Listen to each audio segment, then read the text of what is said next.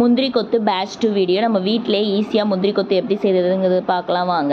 நான் வந்து 1/2 கிலோ பச்சைப்பயிறு எடுத்திருக்கேன். பச்சைப்பயிரை நல்லா பொன்னிற ஆகிற வரைக்கும் நல்லா வதக்கி எடுத்துக்கணும். இந்த மாதிரி பொன்னிற ஆகிற வரைக்கும் நல்லா வதக்கிட்டு இதை அப்படியே தூக்கி மிக்ஸி ஜாரில் ட்ரான்ஸ்ஃபர் பண்ணிடணும். ட்ரான்ஸ்ஃபர் பண்ணும்போது 2 ஏலக்காய் போட்டு ட்ரான்ஸ்ஃபர் பண்ணி நல்லா அரைச்சி எடுத்துக்கணும். நல்லா பொடியாக அரைக்காமல் கொஞ்சம் நிறையா இந்த மாதிரி அரைச்சி எடுத்ததுக்கப்புறம் ஒரு வானலியில் கொஞ்சமாக தேங்காய் துருவல் 2 எள்ளு போட்டு அதையும் நல்லா வதக்கி எடுத்துக்கணும். அதை அப்படியே தூக்கி இதில் ட்ரான்ஸ்ஃபர் பண்ணதுக்கப்புறம் எல்லாத்தையும் சேர்த்து டோட்டலாக மிக்ஸ் பண்ணதிட்டு நான் வந்து 400 கிராம் வெல்லம் எடுத்திருக்கேன். நீங்கள் வந்து உங்களுக்கு எவ்வளோ தேவையோ அவ்வளோ எடுத்துக்கோங்க. நான் வந்து 1/2 கிலோ பச்சைப்பயிறு எடுத்ததுனால 400 கிராம் வெல்லம் எடுத்திருக்கேன். கொஞ்சமாக தண்ணி ஊற்றி அது கொதிச்சதுக்கப்புறம் இது கூட தூக்கி ட்ரான்ஸ்ஃபர் பண்ணிடணும். ட்ரான்ஸ்ஃபர் பண்ணதுக்கப்புறம் நல்லா கிண்டி இந்த மாதிரி உருண்டை பிடிச்சி வச்சுக்கணும். எனக்கு வந்து டோட்டலாக பார்த்தீங்க அப்படின்னா ஒரு 30 உருண்டைகள் எனக்கு வந்துச்சு.